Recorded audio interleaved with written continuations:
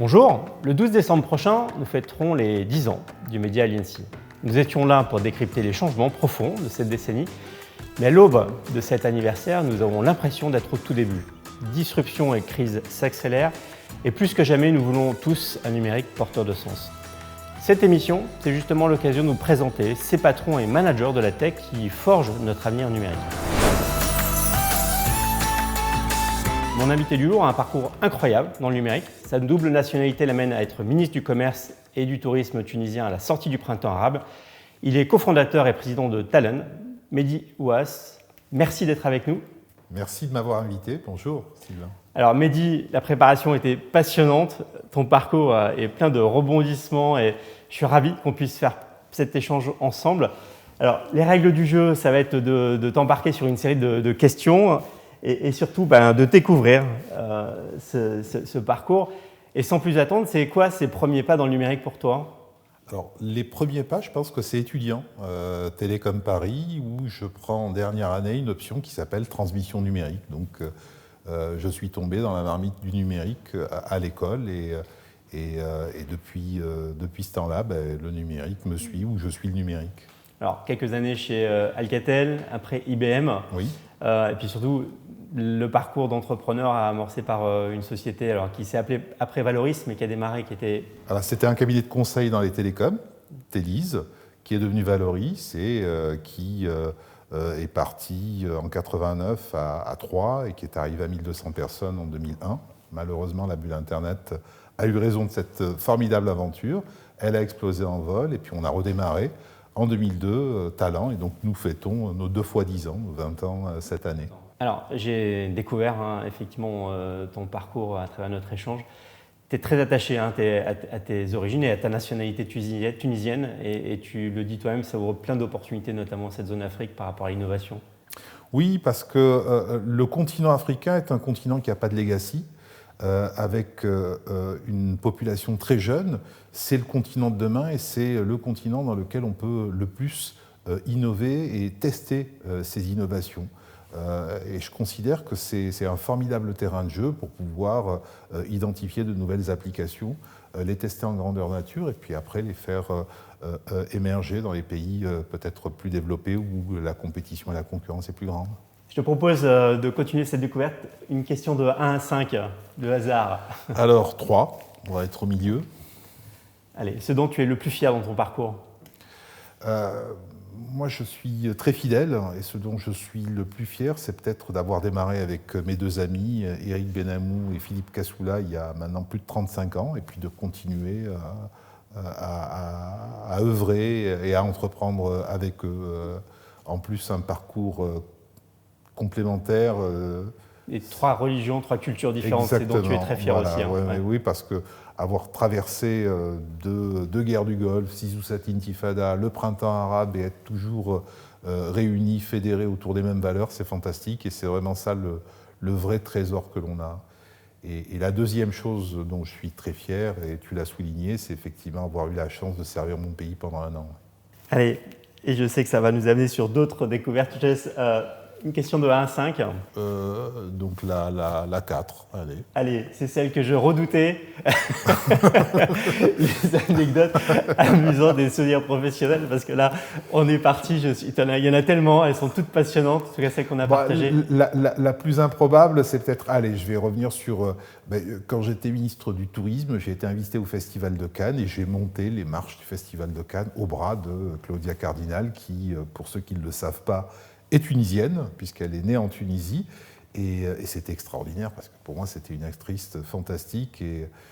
Et jamais je me serais vu monter les marches du Festival de Cannes 6 mois avant. Bon, et puis allez, la dernière qui était professionnelle, c'est l'histoire du TEDx qu'il faut que tu nous serves aussi. 30 ans d'entrepreneuriat et le souvenir de ce TEDx qui crépitait dans nos bureaux de Boulogne en 1989 pour annoncer la signature de notre premier contrat.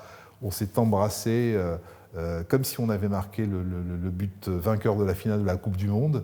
Et c'est un souvenir qui reste et qui est gravé à jamais dans les Ouais, pour ceux qui ont connu le Telex, c'est vrai que voilà. c'est effectivement un moment quand même. Aujourd'hui, ça serait un bip sur le téléphone portable. Moins ouais. fun. Nous, on a la cloche pour les contrats ici.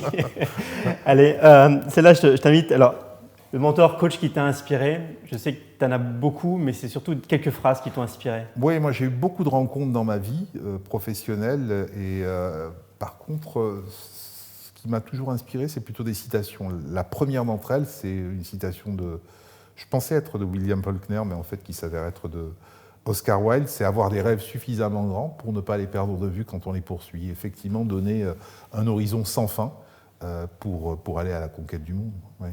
Allez, je te propose de poursuivre cette découverte. On vient de passer 10 ans. C'est quoi ce qui a pour toi marqué le plus cette industrie depuis 10 ans? Moi, je crois qu'il y a une grande rupture avec trois phénomènes. L'avènement du smartphone. On a tous un ordinateur dans la main depuis maintenant une douzaine d'années. Les réseaux sociaux qui ont multiplié par plusieurs centaines de millions le nombre de données disponibles.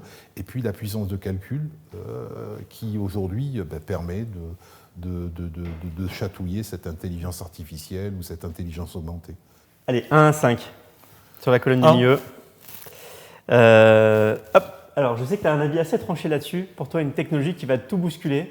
Aujourd'hui, pour moi, la métaverse. Alors, tu sais que tu es le premier à avoir cette vision du métaverse. Je ne sais pas si c'est une vision, mais je sens que c'est une technologie qui arrive à maturité et qui n'est pas du jeu pour moi. Ça va vraiment nous permettre de faire les choses de manière complètement différente dans le domaine de l'éducation, dans le domaine de la santé, dans le domaine de la relation qu'une entreprise peut avoir avec ses clients. Et on investit énormément. Et ce matin, mon ami Philippe Cassoula a annoncé la sortie de son livre sur le métaverse et les NFT. Et il est le président de l'Observatoire du métaverse en France qui a été créé cet été. Allez, une autre question. Alors 2 à 5, je te propose. 5. Allez, pour toi, une urgence. Sauver la planète. Sauver la planète, c'est-à-dire que cette transition numérique, elle doit se faire en accompagnement de la transition écologique. Il faut absolument qu'on ne scie pas la branche sur laquelle on est assis. Ça, c'est clair. C'est vraiment l'urgence la plus importante pour moi. Alors, je te propose de passer à la dernière série de nos questions. Alors, l'exercice est obligé, et je sais que je vais avoir une réponse, une personnalité qui donne du sens au numérique et qui t'inspire. Alors, il y en a plein, et comme tu as 100 invités, je suppose que tu vas avoir 99 personnalités de premier plan. Moi, je dirais que ce numérique, pour moi, c'est la traduction d'une intelligence collective, et je préférerais dire que ce qui m'inspire, c'est le collectif anonyme. Et je trouve que la blockchain, qui est née au lendemain de la crise des subprimes, où on a eu une perte de confiance du tiers de confiance, le régulateur, et où on a créé un registre qui ne va pas valider une transaction par une entité ou un individu, mais plutôt par une communauté, je trouve que c'est fantastique. Et aujourd'hui, la blockchain est une technologie qui sert énormément dans la traçabilité et qui garantit beaucoup de choses. 1, 5, toujours. 1, allez. Le livre-roman, guide, qui t'a influencé, marqué? Saint-Exupéry, Le Petit Prince. Le Petit Prince, ouais. Le Petit Prince, parce que l'anecdote que je raconte souvent à mes collaborateurs, c'est ce visiteur qui arrive et aux abords de la cité rencontre un tailleur de pierre et lui dit « Qu'est-ce que tu fais ?» Tu vois bien, je taille une pierre. Et puis il fait 100 mètres et il voit un deuxième tailleur de pierre et il lui dit « Qu'est-ce que tu fais ?» Il dit « Tu vois bien, je construis un mur. » Et puis il fait encore 100 mètres et il voit le troisième et il lui dit « Mais qu'est-ce que tu fais ?» Il dit « Tu vois bien, je construis une cathédrale. » Et moi, ce que je dis à mes collaborateurs, c'est qu'il faut tous avoir en vue la cathédrale, même si on est en train naturellement de ne tailler qu'une pierre, et cette pierre est toujours angulaire. Voilà. On arrive à l'issue de cet entretien. Est-ce que tu as un message aux équipes d'Aliency pour ces 10 ans? Oui, nous, on vient de fêter nos 2 fois 10 ans. Je pense que 10 ans, c'est une étape importante. D'abord, c'est un formidable chemin qui a été parcouru et qui ancre normalement une entreprise, quelle qu'elle soit, dans la pérennité. Par contre, les 10 prochaines années seront plus rapides. Et je pense qu'il faut que vous ayez une ambition encore supérieure à celle que vous avez pu avoir lors des 10 premières années. Donc, longue vie à Aliancy et je pense que le meilleur est à venir. C'est cette dernière question qui va nous aider à conclure cette émission. Est-ce que le numérique est résolument forever pour toi ? Oui, hein, fondamentalement, je crois qu'on a la chance de vivre une époque formidable parce que c'est une des 3 révolutions majeures des 3 derniers siècles. Hein. Le numérique va changer le monde sur le 21e siècle, j'en suis convaincu.